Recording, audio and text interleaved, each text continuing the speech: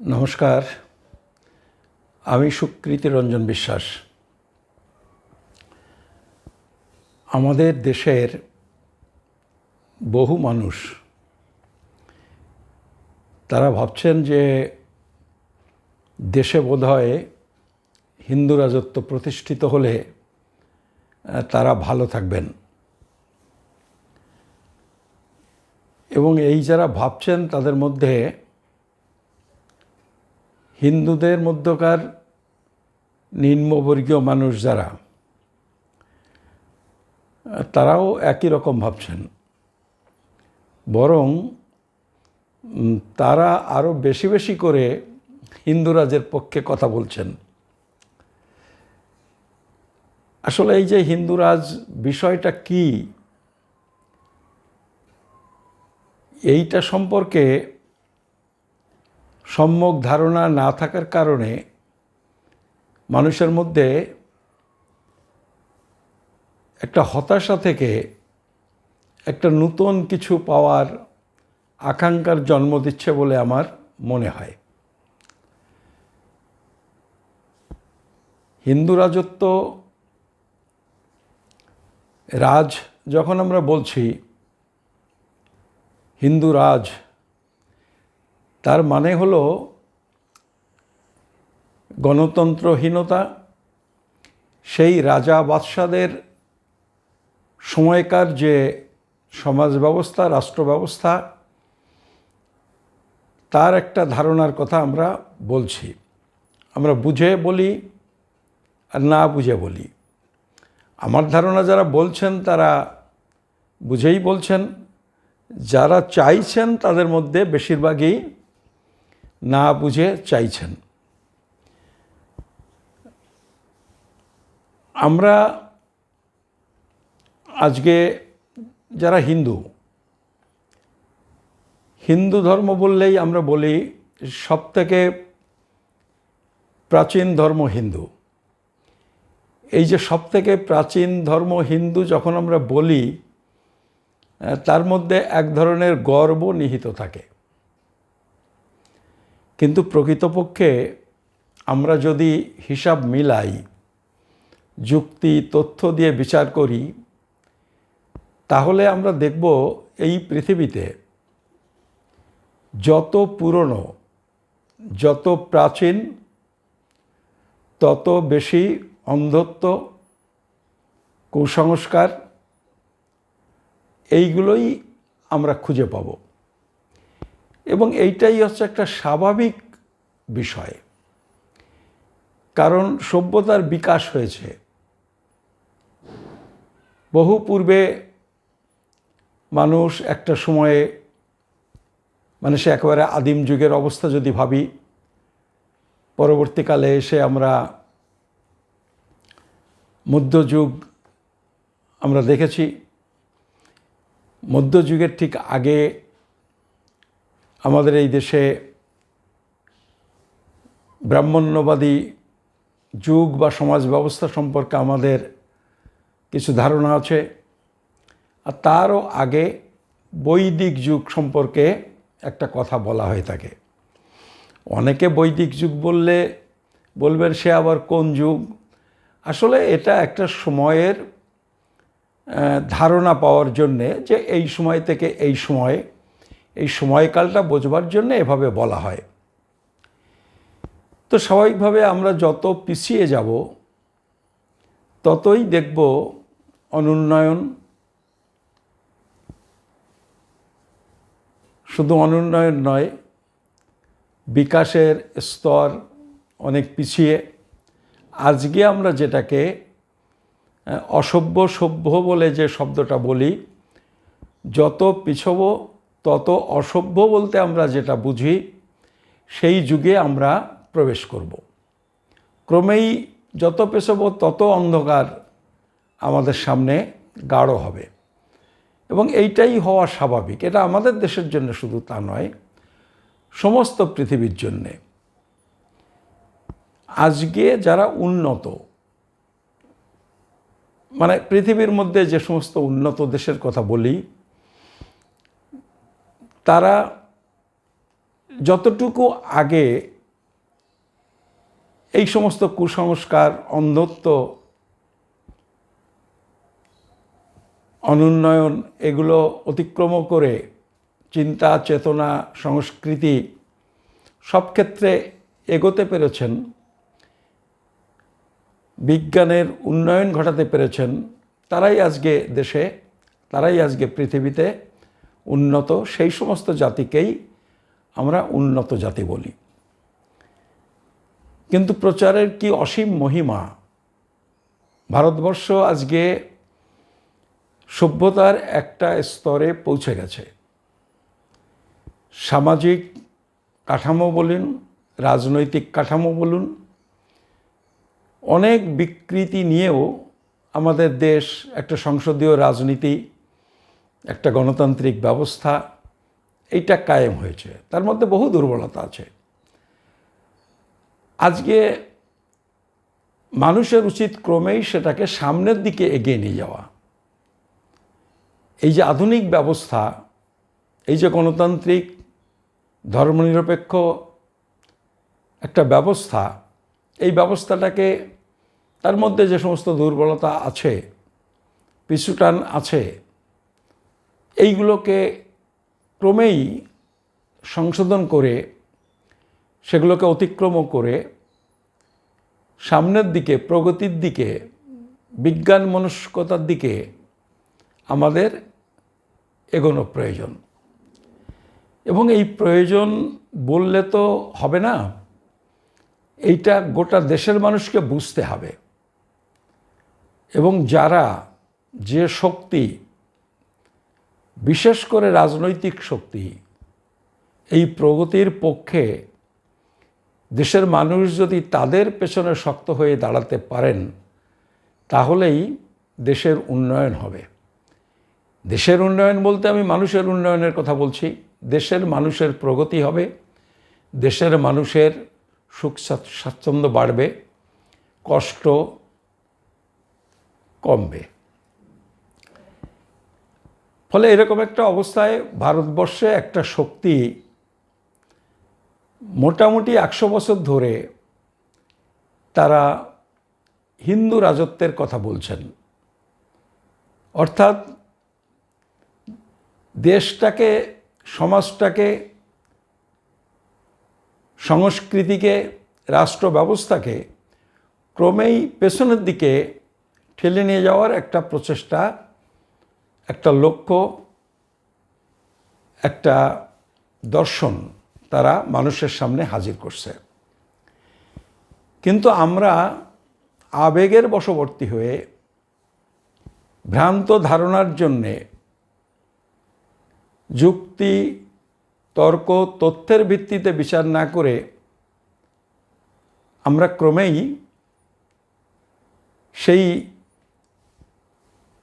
যে ধর্মীয় উন্মাদনা, তার মধ্যে আমরা জড়িয়ে পড়ছি। আজকে আমরা যারা ভারতবর্ষে হিন্দু রাজত্ব চাই, আপনি একটু খোঁজ নিন, দেখবেন তারা বাংলাদেশে চান একটা গণতান্ত্রিক ব্যবস্থা।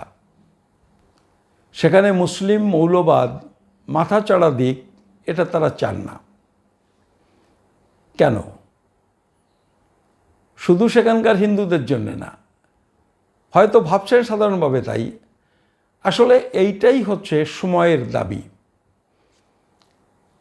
পাকিস্তানের ক্ষেত্রেও তাই। আমরা কেউ চাই না পাকিস্তানে মৌলবাদীরা ক্ষমতা দখল করুক, কোনো সময়ই আমরা চাই না। আবার ঠিক ভারতে বসে আমরা হিন্দু মৌলবাদের পক্ষে গলা ফাটাচ্ছি। এইটাকে, এই যে বৈপরীত্য, এই যে স্ববিরোধিতা চিন্তা ভাবনা চেতনায়, এইটা আছে বলেই আমি 2-4টে কথা বলছি। আমি খুব ভালো বুঝি এই সমস্ত বিষয় নিয়ে, তা নয়। আমি এইসব যে বিষয়টা আপনাদের বলবো সেটা নিয়ে খুব চর্চা করি, তা নয়। কিন্তু আজকে দেশের যে পরিস্থিতি, তাতে এই চর্চা, যা জীবনের এই প্রায় শেষ প্রান্তে এসে ভাবতে হচ্ছে, কিছু কিছু লিখতেও হচ্ছে। আমি ঠিক এরকম একটা বিষয় ভেবে আমার মাথায় এলো বলে আমি আপনাদের কয়েকটা কথা বলবো। আসলে বলবো না, কিছু কিছু লেখা আমারই লেখা, আমি সেগুলো আপনাদের একটু পড়ে শোনাবো। আবার আমি যেটা বলছি আমারই লেখা, এটা আমার লেখা না, এটা মৌলিকভাবে ডক্টর বি.আর. আম্বেদকরের লেখা। Doctor B.R.. আম্বেদকর এই বিষয়গুলো নিয়ে খুব চর্চা করেছিলেন। আমার মনে হয় চর্চা করেছিলেন। আম্বেদকরের কর্মজীবনটা কিন্তু এই হিন্দু মুসলিম এই টানাপোড়েন চলেছে। আপনারা জানেন 1906 সাল থেকে মুসলিম লীগ তৈরি হয়, 1885 সালে কংগ্রেস পার্টি তৈরি হয়, হিন্দু মহাসভা তৈরি হয়, ফলে সাম্প্রদায়িক রাজনীতির বিকাশ হয়। এবং এই টানাপোড়েন যখন চলছে ঠিক সেই সময়ই এই 1920 সাল থেকে ডক্টর বি.আর. আম্বেদকরের রাজনীতিতে সক্রিয় অংশগ্রহণ এবং এই যে দেশভাগ হলো ধর্মের ভিত্তিতে তার যে প্রস্তুতি, তার যে প্রচার, তার যে বিষ বাষ্প আমাদের দেশে ছড়িয়েছিল বিভিন্ন পক্ষ, সেরকম একটা আবহে তিনি কাজ করেছিলেন বলেই তাকে হয়তো এই ধর্মের বিষয়গুলো নিয়ে ভাবতে হয়েছিল। তিনি পড়াশুনো করেছিলেন, তো তিনি এটা নিয়ে বিস্তারিত লিখেছেন এবং তার লেখা আমরা যেটা পাই তার একটা বড় অংশ প্রকাশ করেছে মহারাষ্ট্রের কংগ্রেস গভর্নমেন্ট, আর আরেকটা বড় অংশ প্রকাশ করেছে কেন্দ্রীয় সরকার। কেন্দ্রীয় সরকারের যে প্রকাশনা আছে, পাবলিকেশন ডিভিশন আছে, তারাই এগুলো প্রকাশ করেছেন। আমি সেই সব বইয়ের কয়েকটা অংশ, কিছু কিছু অংশ আপনাদের একটু, ওইগুলো নিয়ে আমি ছোট একটা বুকলেট লিখেছিলাম। আপনি দেখুন এই যে বুকলেটটা, এই বুকলেটটা নিশ্চয়ই আপনারা পড়তে পারছেন। তো এই বুকলেটের 2-4টে অংশ, 2-4টে লাইন আমি আপনাদের একটু পড়ে শোনাই। দেখুন, আমাদের হিন্দু ধর্ম, হিন্দু শাস্ত্র বা হিন্দুদের যে সাহিত্য, এই সাহিত্যকে, এই শাস্ত্রকে মোটামুটি দুটো ভাগে ভাগ করা হয়েছে। একটা ভাগকে বলা হচ্ছে বৈদিক সাহিত্য, আর একটা অংশকে বলা হচ্ছে ব্রাহ্মণ্যবাদী সাহিত্য বা ব্রাহ্মণ্য সাহিত্য। আসলে এই বিভাগ করা হয়েছে সময়ের বিচারে। মোটামুটি 500 খ্রিস্টপূর্বাব্দ, যীশু খ্রিস্টের জন্মের আগের কথা বলছি, খ্রিস্টপূর্বাব্দ 500-600 বছরের আগের যে হিন্দু শাস্ত্র দর্শন যা লিখিত আকারে আমরা পাই, এইগুলোকে বলছে বৈদিক সাহিত্য।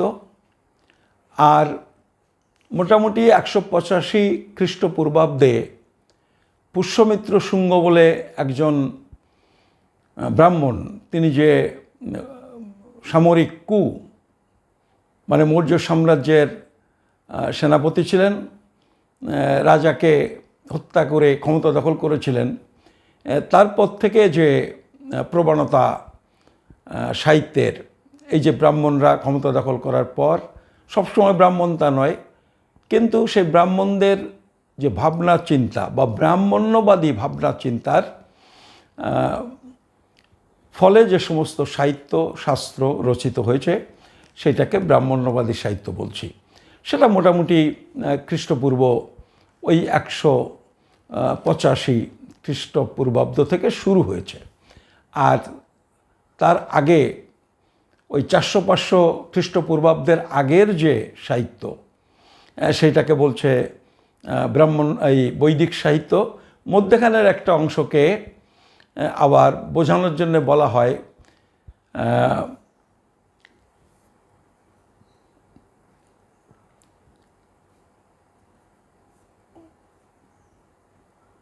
মানে বৌদ্ধ যুগ যেটা বলছে, মানে গৌতম বুদ্ধ জন্মগ্রহণ করেছিলেন, সামান্য মতভেদ আছে, তবুও 563 খ্রিস্টপূর্বাব্দে। তার মানে মোটামুটি 600 সাল থেকে 500 খ্রিস্টপূর্বাব্দ, 500 থেকে ওই খ্রিস্টপূর্বাব্দ 185 সাল পর্যন্ত, খ্রিস্টপূর্বাব্দ পর্যন্ত এই সময়কালটা একটা বৌদ্ধ যুগও বলা হয়। আসলে এটা সময় ভাগ করার জন্যে এটা বলা হয়েছে। তো বৈদিক সাহিত্যের মধ্যে আমরা কি পাই? বৈদিক সাহিত্যের মধ্যে আমরা পাচ্ছি বেদ, ব্রাহ্মণ, আরণ্যক, উপনিষদ, এইগুলো আমরা বৈদিক সাহিত্য বলে জানি। আর বৈদিক যুগের দেবতা কারা? বৈদিক যুগের দেবতা ব্রহ্মা, বরুণ, ইন্দ্র, এইগুলো।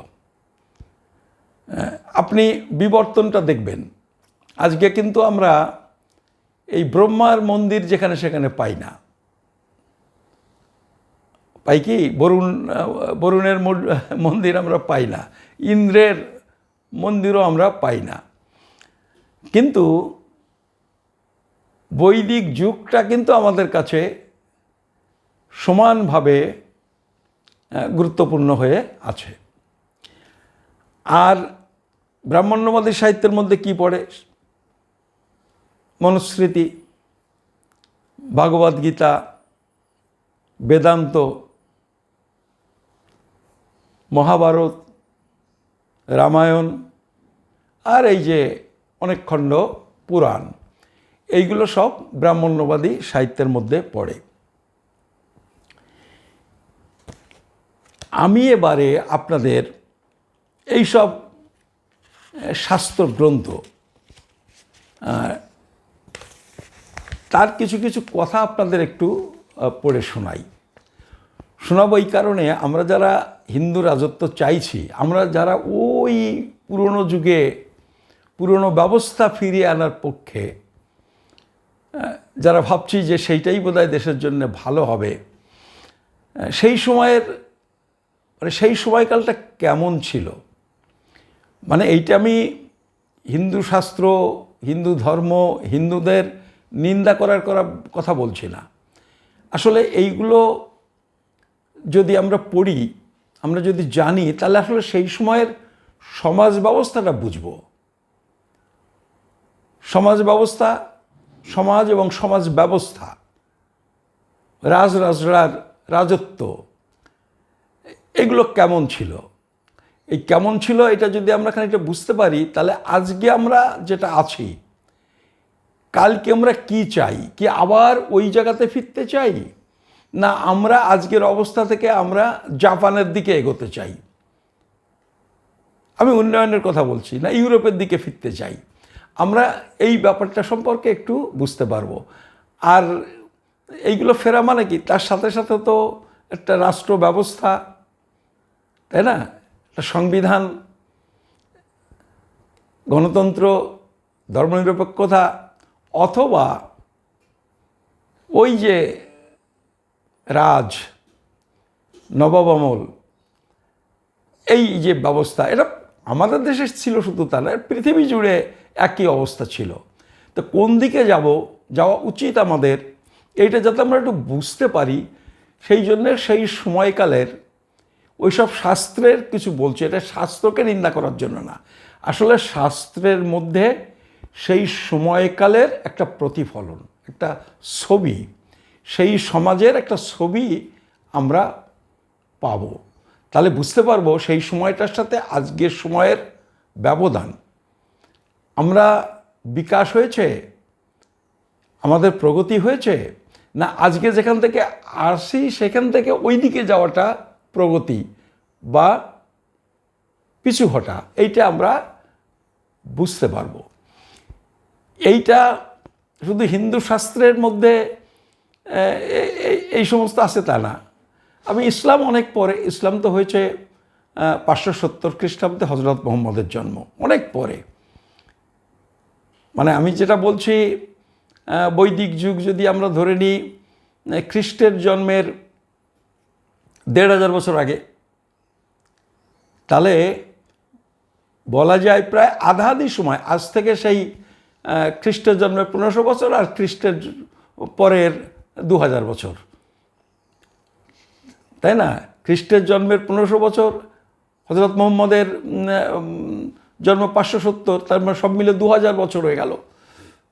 হজরত মুহাম্মদের জন্মের আগে 2000 বছর, আর তার পরে হয়েছে 1500 বছর।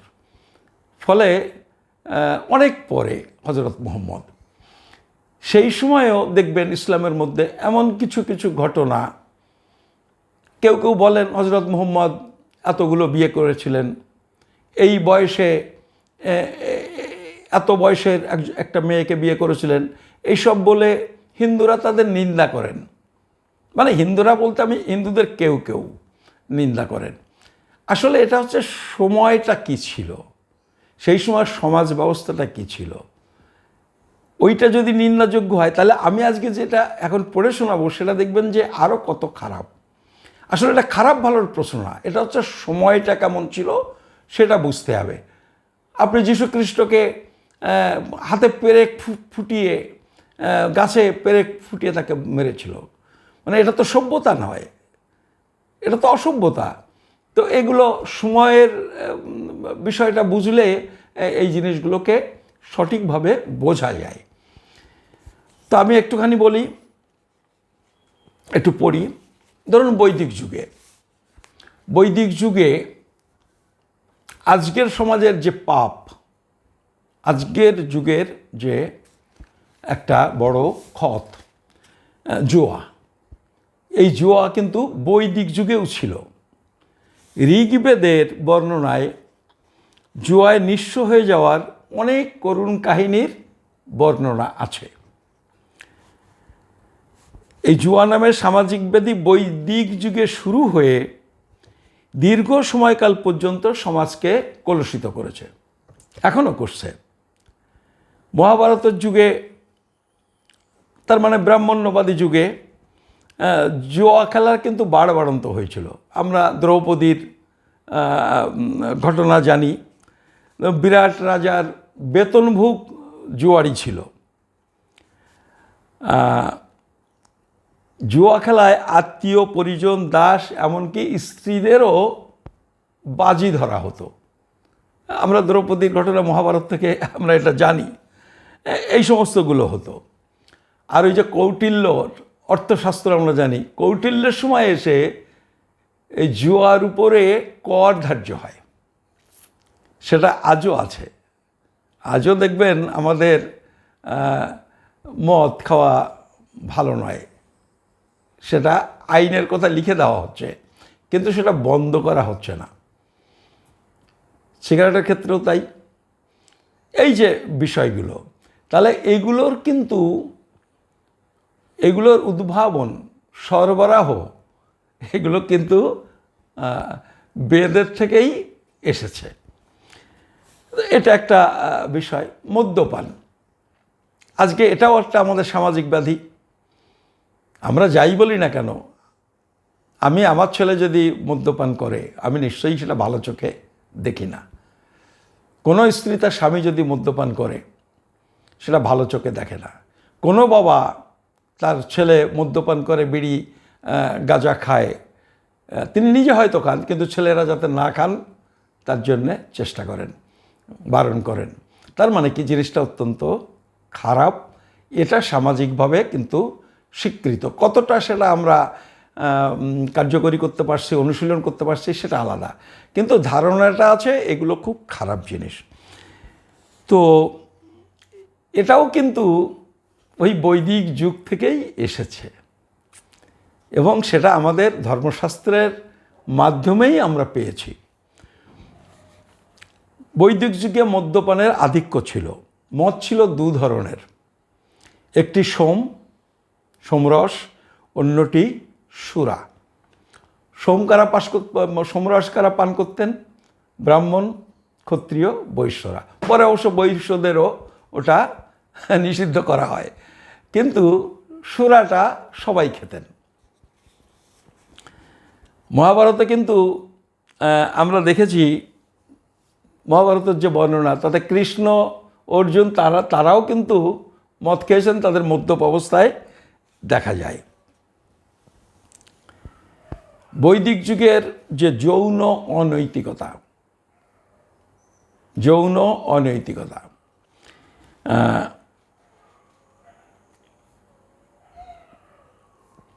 এইটা নিয়ে হিন্দুদের যেটাকে শাস্ত্র বলে মানে, তাতে কি লেখা আছে একটুখানি পড়ে শোনাই।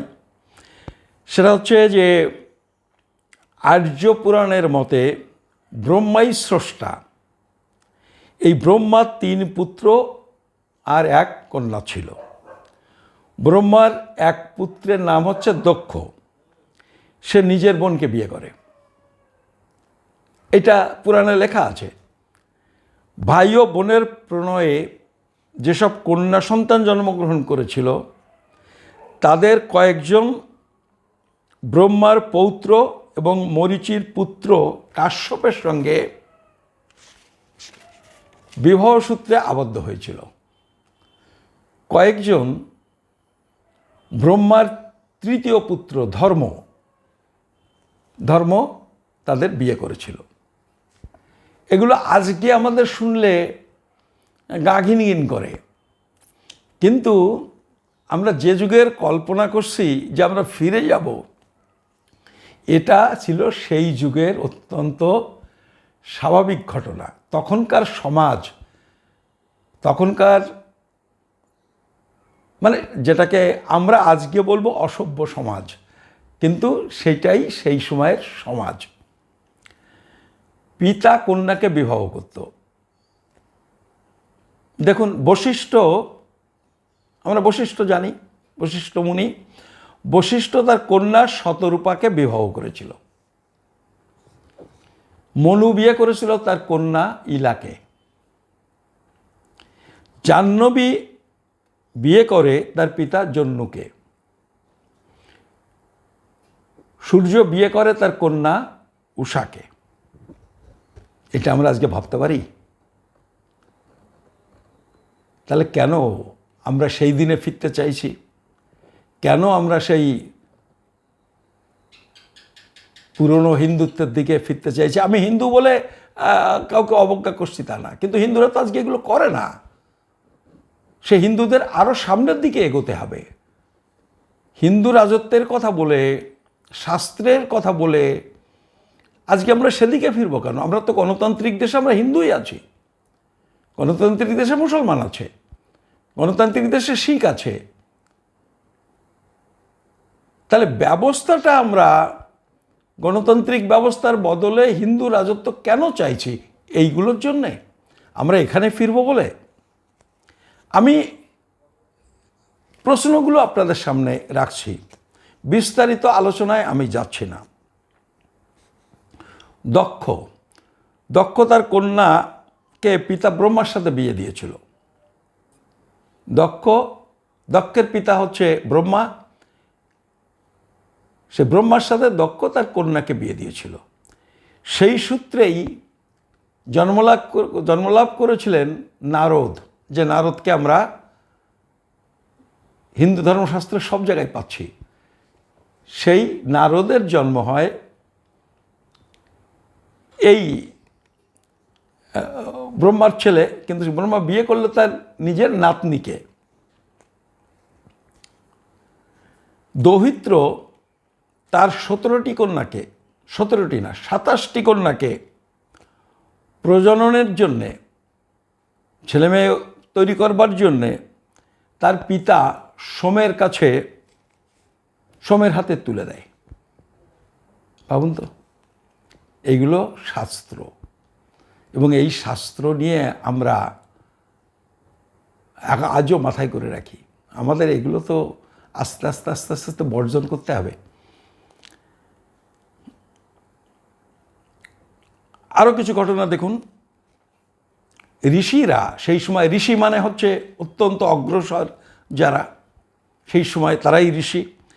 ঋষিরা বামদেব ব্রত নামে একটি ধর্মীয় অনুষ্ঠান করত। যজ্ঞভূমিতে এই অনুষ্ঠান পালিত হতো।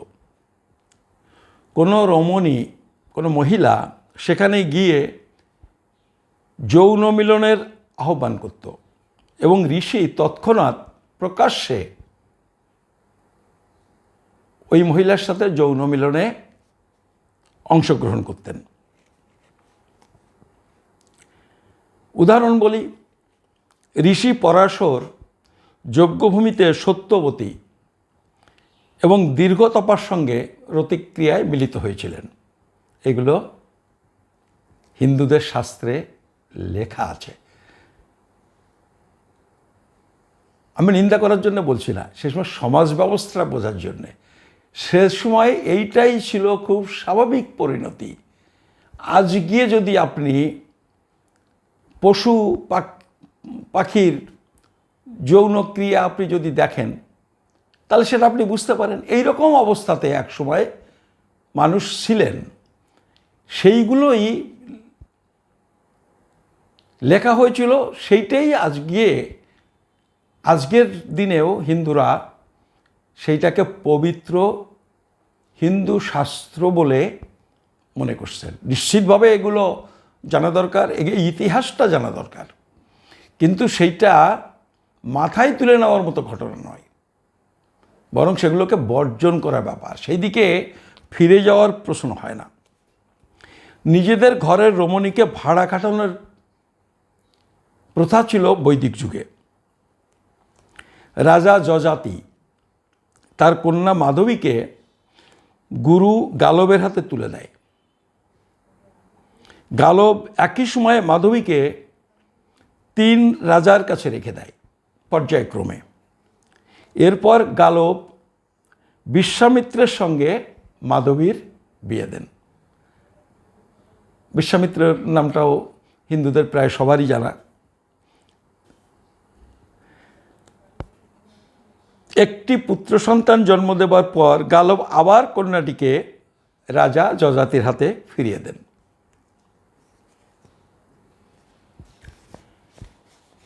সেই সময়ে সমাজে যারা শৌর্যবীর্যের অধিকারী ছিলেন তাদেরই বলা হতো দেব বা দেবতা। ভালো বংশবৃদ্ধির জন্য ঘরের রমণীদের দেবদের কাছে যৌন মিলনের অনুমতি দেওয়া হতো। এ পর্যন্ত একটা অবস্থা বোঝা গেল। তারপর আরেকটু বলি, পশুর সাথে যৌন ক্রিয়া করার ঘটনাও প্রচলিত ছিল। হরিণীর সাথে হরিণীর সাথে ঋষি দমের যৌন ক্রিয়ার কাহিনী বহুবিদিত, শাস্ত্রে লেখা আছে। ঘটকির সাথে সূর্যের সহবাস আরেকটি উদাহরণ। সবচেয়ে জঘন্য হল অশ্বমেধ যজ্ঞের সময়ে ঘোড়ার সঙ্গে রমণীর যৌন মিলন। এটা করতেই হতো অশ্বমেধ যজ্ঞ শুরু করার সময়ে। এই যে একটা সময়কাল, একটা যুগ,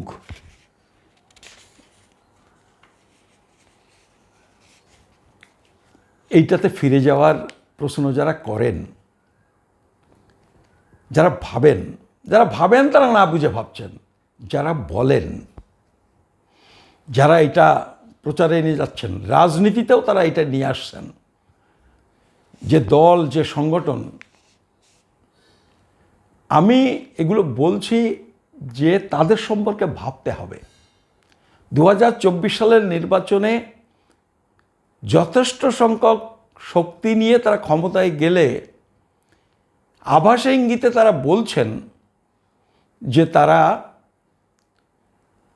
ইতিহাসের চাকা, উন্নয়নের চাকা, প্রগতির চাকা পেছন দিকে ফিরে এই হিন্দু যে ধর্মীয় নির্দেশ, হিন্দু ধর্মীয় কুসংস্কার, পশ্চাৎপদতা, এটা হিন্দু বলে নয়, সমাজের এই যে পশ্চাৎপদতা, সভ্যতার যে পশ্চাৎপদতা, সেদিকে ফিরে নিয়ে যাওয়ার ইঙ্গিত দিচ্ছেন। এই জন্যেই এই কথাগুলো বলার প্রয়োজন হয়ে পড়ে। অনেকে আজকের দিনে ওই জাতবর্ণ ব্যবস্থাটাকে জাস্টিফাই করবার জন্যে অনেকে বলেন যে এই জাতের সাথে, বর্ণের সাথে সুপ্রজননের একটা সম্পর্ক আছে। ওই যে কুষ্টি, এটা ওটা, ওই যে সমস্ত কুসংস্কারগুলো আছে। কিন্তু এই ধারণাও বেঠিক এবং অবৈজ্ঞানিক। জাতবর্ণ ঘোষিতভাবে শুধু হিন্দুদের মধ্যে আছে, আর শারীরিক দিক দিয়ে হিন্দুরা হচ্ছে তৃতীয় শ্রেণীর। এত দেখে দেখে লগ্ন, তারপর কুষ্টি ইত্যাদি ইত্যাদি যা দেখে বিয়ে হয়, সেই হিন্দুরাই হচ্ছে শারীরিক দিক দিয়ে তৃতীয় শ্রেণীর। তাদের মধ্যেকার 10 জনের মধ্যে 9 জন হলো সামরিক বৃত্তির অনুপযুক্ত, মানে তারা শারীরিকভাবে যথেষ্ট সক্ষম, শক্তিশালী এরকম নয়।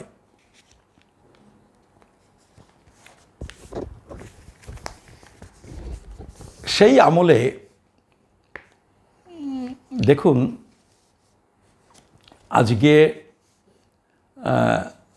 আজকেও গোটা পৃথিবীতে যুদ্ধবিগ্রহ হয় না এরকম নয়, আজকেও যুদ্ধবিগ্রহ হয়। আর এই যুদ্ধবিগ্রহ যদি আপনি মধ্যযুগ এবং তার আগে যান, তাহলে দেখবেন যে এইটা ছিল একটা দৈনন্দিনকার ঘটনা।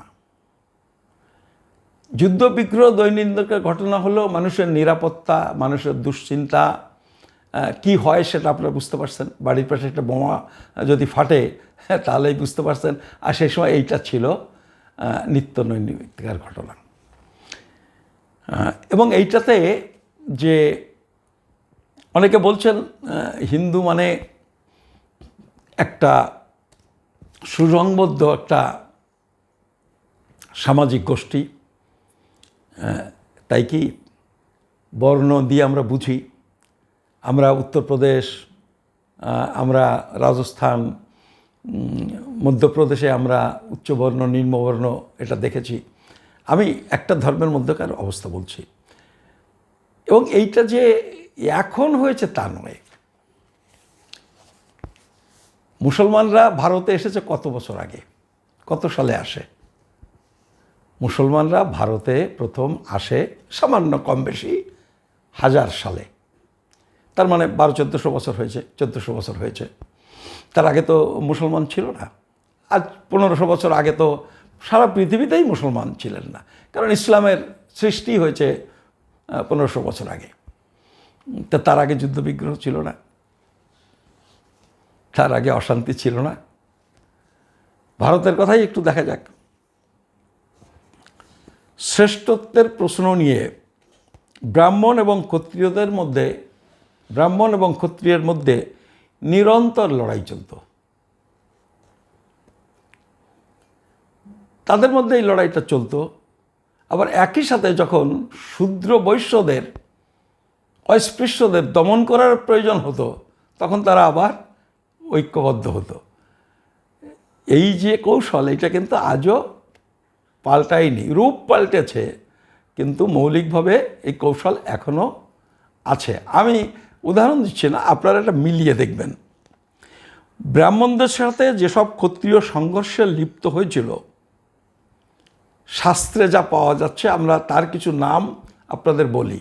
এর বাইরেও নিশ্চয়ই অনেক হয়েছে। তারা হচ্ছে বেন, পুরুরবা, নহুষ, সুদাস, সুমুখ এবং নিমির নাম উল্লেখযোগ্য। এগুলো আমরা পুরাণের মধ্যে পাই। বেন আর ব্রাহ্মণদের লড়াইয়ের কি কারণ ছিল? বেন লড়াই করছে ব্রাহ্মণদের সাথে, এটা ক্ষত্রিয়, বেন হচ্ছে ক্ষত্রিয়। বেন লড়াই করছে ক্ষত্রিয়দের সাথে। কারণ কি ছিল? কারণ হলো রাজা কোনো ব্রাহ্মণকে আদেশ করতে পারে কিনা, রাজাকে পূজা করতে ব্রাহ্মণের প্রয়োজন কিনা, এবং দেবতার পরিবর্তে রাজার কাছে উৎসর্গ করা হবে কিনা এই সব প্রশ্ন নিয়ে লড়াই। ক্ষত্রিয়রা যেটা বলছেন, ব্রাহ্মণরা সেটা মানছেন না। এই প্রশ্নগুলো নিয়ে বেন আর ব্রাহ্মণদের লড়াই হয়েছিল। পুরুরবার সাথে ব্রাহ্মণদের ঝামেলা বাঁধে, পুরুরবার সাথে ব্রাহ্মণের ঝামেলা বাঁধে ক্ষত্রিয় রাজা ব্রাহ্মণের সম্পত্তি বাজেয়াপ্ত করতে পারে কি না এই নিয়ে। ব্রাহ্মণ বলছে পারে না, ক্ষত্রিয় বলছে পারে। এই নিয়ে এই লড়াই শুরু হলো। নহুষের সাথে ব্রাহ্মণদের সংঘর্ষ হয়। ব্রাহ্মণকে ক্ষত্রিয় রাজা কৃতদাসের মতো আদেশ করতে পারে কি না এই নিয়ে। রাজা ব্রাহ্মণকে চাকর বাকরের মতো আদেশ করতে পারে কি না, ব্রাহ্মণরা বলছে পারে না। আর নহুষ রাজা ক্ষত্রিয়, সে বলছে পারে। এই নিয়ে লড়াই। নিমির সাথে ব্রাহ্মণদের সংঘর্ষ বাদে, নিমি হচ্ছে ক্ষত্রিয়, নিমির সাথে ব্রাহ্মণদের সংঘর্ষ বাদে বলিদান উৎসবে রাজা পারিবারিক পুরোহিত নিয়োগ করতে পারে কিনা। ক্ষত্রিয়ের যে পারিবারিক পুরোহিত, তাদের বলিদান উৎসবে নিয়োগ করা যাবে কিনা। ব্রাহ্মণরা বলছে পারে না, ওই জায়গায় অনেক বেশি উপঢৌকন পাওয়া যায়, বলিদান উৎসবে এগুলো সব ব্রাহ্মণরা পায়, ফলে তারা বলছে এটা পারে না। আর রাজা বলছে আমাদের যে পারিবারিক পুরোহিত তাকে করা যাবে। এই নিয়ে লড়াই।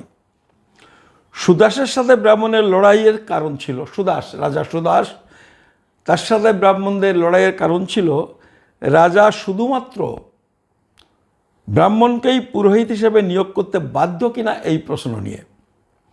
এবং এই লড়াই এত মারাত্মক সংঘর্ষ ছিল। আপনারা জানেন সেই দক্ষযজ্ঞ যাকে বলে, এই দক্ষযজ্ঞ মানে দক্ষতা।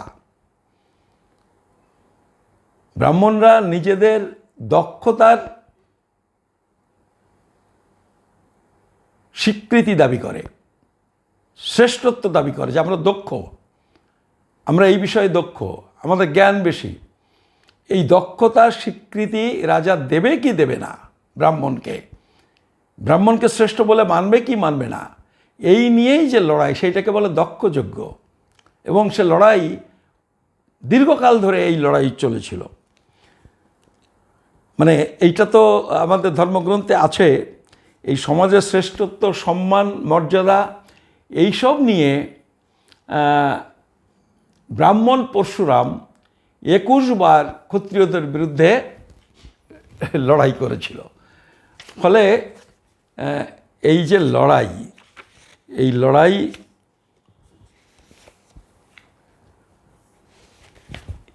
লড়াই মুসলমানরা আছে বলে আজকে মুসলমানদের কথা বলছে।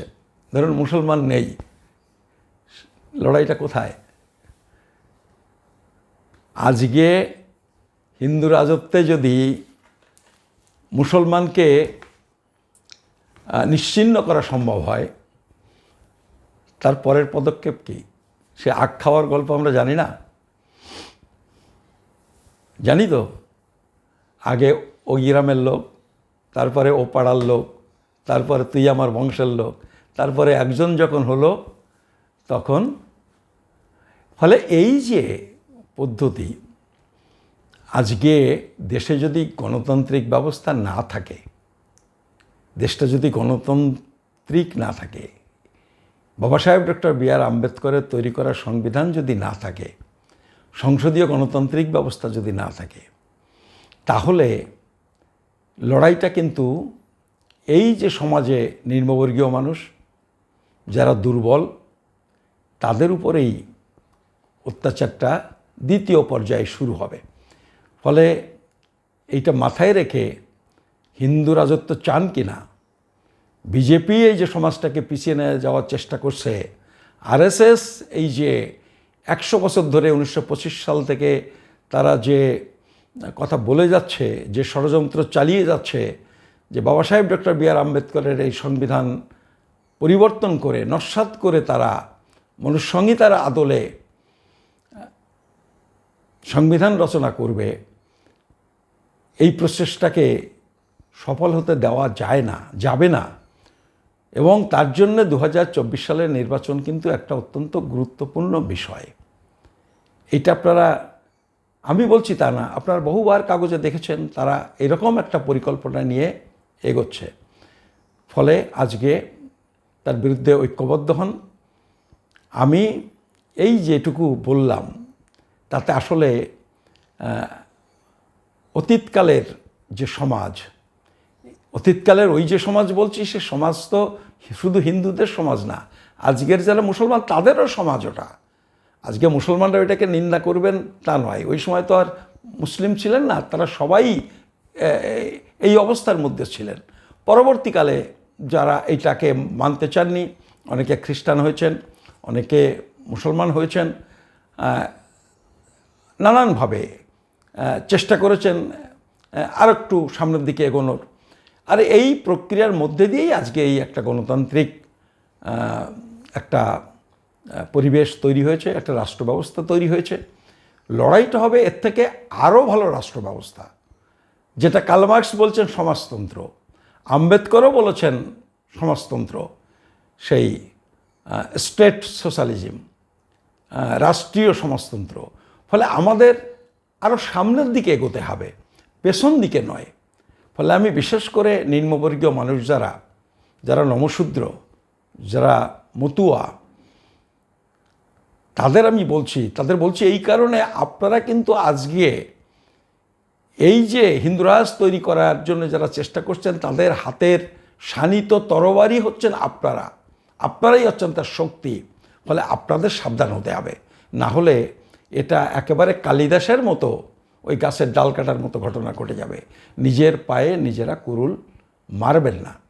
আপনাদের কাছে স্বনির্বন্ধভাবে এই অনুরোধ জানিয়ে আমি আমার আজকের এই ভিডিও এখানে শেষ করছি। আপনাদের সবাইকে নমস্কার, ধন্যবাদ। আমি আরও একবার আপনাদের কাছে আবেদন করছি যে আমার ভিডিওগুলো যত লোকে দেখছেন, আমি ভিউজগুলো দেখছি, অত সাবস্ক্রাইবার কিন্তু নেই আমার যে ইউটিউব। ফলে আমি সবাইকে বলবো যে আপনারা যারা ভিডিওটা দেখবেন এবং পছন্দ হচ্ছে, যাদের ভালো বলে মনে করছেন, তারা সাবস্ক্রাইব করে দিন। আর একই সাথে আপনারা শেয়ার করে দিন, যাতে আরও বেশি মানুষ ভিডিওগুলো দেখতে পারেন। আপনাদের সবাইকে নমস্কার, ধন্যবাদ।